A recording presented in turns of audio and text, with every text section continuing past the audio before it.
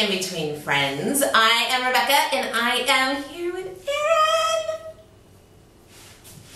Erin. The warrior mom. Yay. Who just, our energy level is a little diminished. It's okay. It's okay. She just had twins a week ago. So girlfriends, this is reality.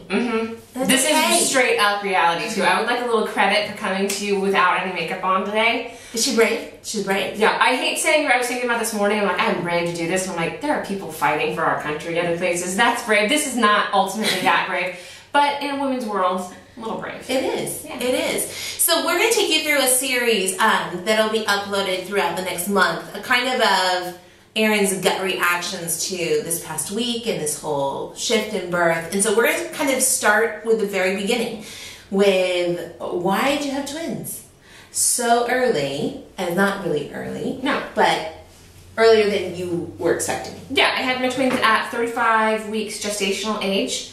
They say that twins are full term at 37, so that is early. And of course, you know, recognize you're pregnant with a singleton. That's 40 weeks is actually full term for you, so that's early. I went into, we're going to use quotes, air quotes for labor here because I didn't go into labor, but I was put into labor due to preeclampsia.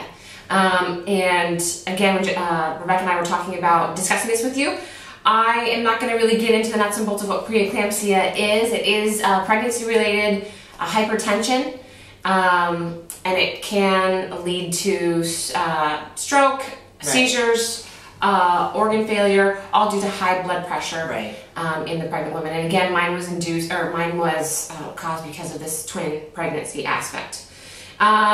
So I found out, I just wanted to give you a couple tips to understanding maybe what to look for, because I was pretty proactive in searching things out on the web even prior to knowing that I had preeclampsia. You just kind of found some stuff out. So I was aware that my blood pressure was rising for the 2 weeks prior to actually being placed into labor.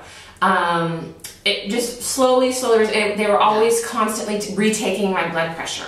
So that was first warning in my mind. Completely. As well, you recognize at this point during your third trimester, they do this even in the first and second, they'll take your urine every time you have a doctor's appointment, and in my urine they were finding protein levels. That started probably, again, about 2 weeks prior to the boys coming. At first it was just 1+ protein level increase in my urine, and they weren't worried about that. That again though was my second warning bell that this was kind of a combo pack. My doctor came in, she said, I'm gonna call your doctor. He came in straight face, no more jokey, go to the hospital right now. You're like, what? Yes. Went to the hospital, and again I kind of attempted to joke around with them a little bit more. They were not having it. And I was very much made aware this was very serious.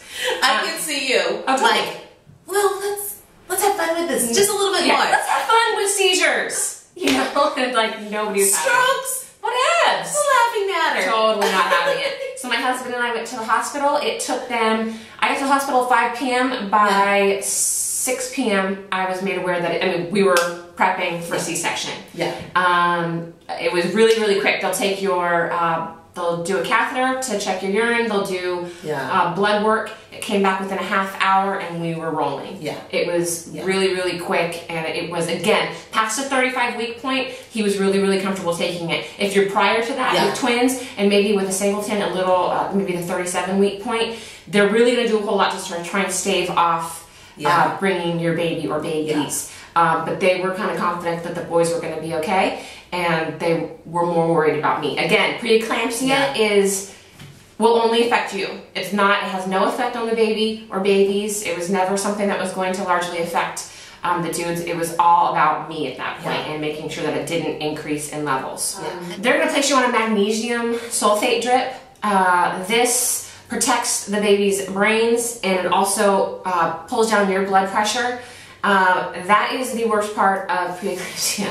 It takes about 24 hours for you really to feel the real effects of the magnesium sulfate. What did you feel?